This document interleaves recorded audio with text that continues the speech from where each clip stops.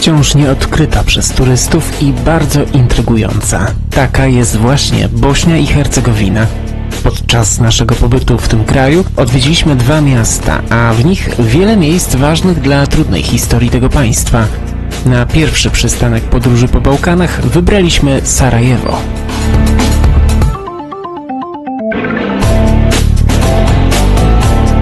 Jak wygląda stolica Bośni i Hercegowiny, która przez 4 lata była oblężona? Jak żyją obecnie w niej ludzie? Czy miasto podniosło się po wojennych zniszczeniach? Mieliśmy wiele pytań, na które chcieliśmy poznać odpowiedzi.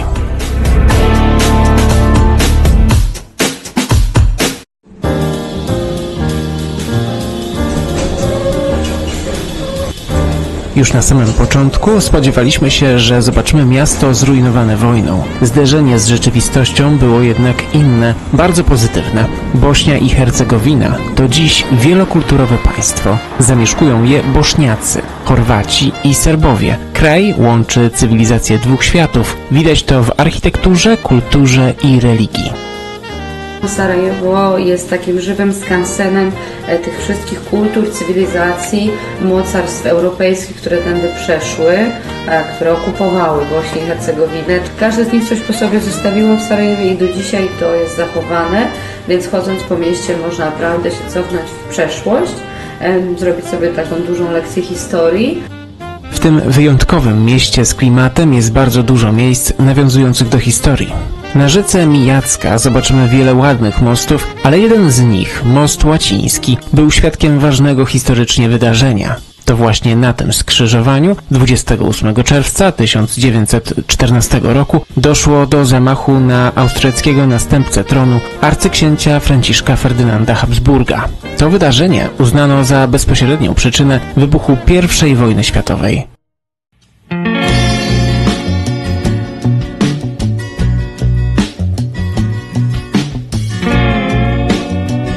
Najbardziej reprezentacyjnym zabytkiem miasta jest ratusz zwany Wiecznica.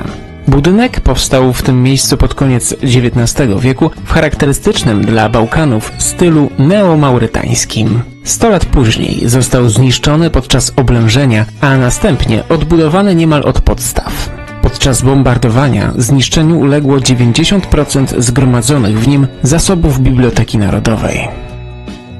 Miasto zwane jest europejską Jerozolimą, ponieważ tutaj współistnieją największe wyznania świata, reprezentowane przez 4 narody: muzułmańskich Bośniaków, katolickich Chorwatów, prawosławnych Serbów oraz Żydów, w dużej mierze potomków hiszpańskich emigrantów. Reprezentują je wtapiające się w przestrzeń miasta świątynie, meczet Gazi Husrev Bega, będący częścią dużego kompleksu razem z muzeum, biblioteką i wieżą zegarową, podobno jedyną na świecie pokazującą czas zgodny z muzułmańskim kalendarzem księżycowym. Główną katolicką świątynią jest katedra pod wezwaniem Serca Jezusowego. Dwukrotnie odwiedził ją Jan Paweł II, który wyraźnie poprosił, aby nie zakrywać śladów po kulach tkwiących w fasadzie. Niedaleko znajduje się Sobór Narodzenia Matki Bożej. To katedra serbskiego kościoła prawosławnego. Powstała prawie 150 lat temu. Jest jedną z największych cerkwi na Bałkanach. W centrum znajdziemy również małą synagogę, która powstała ponad 5 wieków temu. Diaspora żydowska w Sarajewie jest nieliczna, dlatego mniejsza świątynia została zamieniona na muzeum i odbywają się w niej tylko specjalne uroczystości. Bezpośrednio przy synagodze możemy zobaczyć linię przecinającą główną ulicę Starego Miasta na 2 części. To miejsce spotkania kultur. Po wschodniej części zobaczymy Baszczarsia, czyli bazar, starą część miasta z czasów osmańskich. To osada złożona z piętrowych budynków, gęsto zabudowanych. Pomiędzy nimi wiją się wąskie uliczki z kawiarniami, sklepami oraz zakładami. Szczególnie polecamy ulicę Kazandziluk, gdzie do dziś wyrabia się tradycyjną metodą metalowe naczynia. W części osmańskiej znajduje się chyba najlepiej rozpoznawalny zabytek Sarajewa – ażurowa studnia przypominająca swoim wyglądem grzybek. Podobno ten, kto napije się z niej wody, wróci do Sarajewa. Ale miejsc, które szczycą się taką legendą, jest w Sarajewie kilka, na przykład kranik z wodą przy meczecie Gazi Husrev Bega. Na zachód od tej linii rozciąga się habsburskie Nowe Miasto. Nazwane tak z uwagi na wysoką zabudowę powstałą już po przejęciu tych ziem przez Cesarstwo Austro-Węgierskie. Dominujący w tej części jest hotel Europa, będący reprezentacyjnym symbolem i bramą do nowych czasów.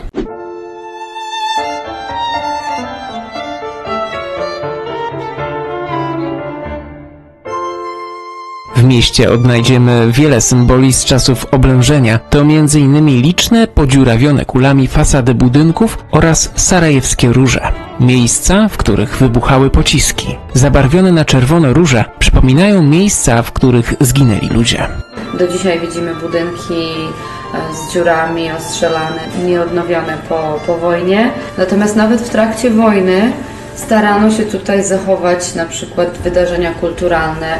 Przyjechał tutaj zespół Iron Maiden, pokryjomu, przeszli przez tunel, dostali się cudem do miasta i zrobili tutaj koncert.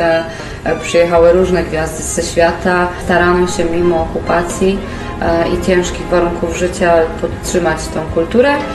Miejsc przypominających o śmierci jest więcej. Mówi się, że aż 1/4 powierzchni miasta to cmentarze.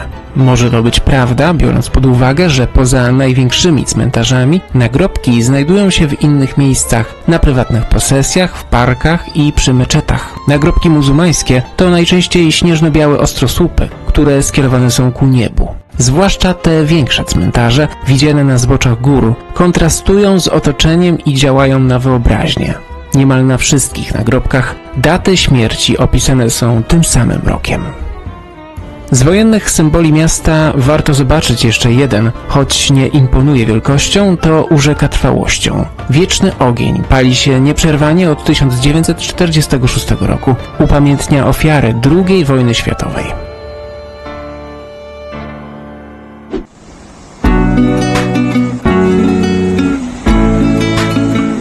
Ulica Smoka z Bośni, nazwana tak od walczącego z Turkami bośniackiego generała, lepiej znana pod nazwą Alei Snajperów. Była w czasach oblężenia najniebezpieczniejszą częścią miasta, a dziś jest tętniącą życiem arterią Sarajewa. Szeroka jezdnia po obu stronach obsadzona jest m.in. wysokimi biurowcami i budynkami rządowymi. Wśród nich zobaczymy słynny hotel, w którym w czasach oblężenia miasta mieszkali dziennikarze. Na południu miasta znajduje się bardzo spokojne, położone na zboczu wzgórza osiedla Bistrik. Polecamy tam zajrzeć. Ta klimatyczna zabudowa została w większości odbudowana po wojnie, a nietypowe ukształtowanie terenu sprawia, że jest to miejsce ciekawe dla oka. Znajdują się tutaj dwa polecane przez nas punkty obowiązkowej wycieczki po Sarajewie. Pierwszy to klimatyczny hotel Herz. Chciałabym Wam przedstawić hotel, w którym się znajdujemy, który po pierwsze ma niesamowitą lokalizację bardzo blisko centrum. Ma 11 pokoi, więc to nie jest jakiś moloch. Bardzo dużo antyków, przedmiotów związanych z historią Bośni i Hercegowiny, zarówno z okresem Jugosławii. Mamy filiżanki z Josipem Broz Tito. Ten hotel ma swoją duszę, miłą atmosferę, bardzo sympatycznych pracowników i goście są naprawdę zadowoleni i przyjeżdżają z całego świata. Drugim jest położona niedaleko kolejka linowa na szczyt góry Trebević, gdzie można zwiedzić stary tor bobslejowy z zimowych Igrzysk Olimpijskich z 1984 roku, ale o tym opowiemy już w innym odcinku. Sarajewo jest miastem pełnym inspiracji. Kiedyś to było centrum całej bohemy artystycznej Jugosławii. To była druga stolica tego kraju, tak jak stolica artystyczna, która przyciągała i muzyków, i najlepsze zespoły muzyczne jugosłowiańskie, i pisarzy, i malarzy, i tak naprawdę z każdej dziedziny sztuki ludzie tutaj przybywali po to, żeby się spotykać, rozmawiać, wymieniać się inspiracjami, i ten duch Sarajewa pozostał taki do dzisiaj. Zasubskrybujcie kanał, włączcie dzwonek, aby nie przegapić żadnego nowego filmu. Do zobaczenia!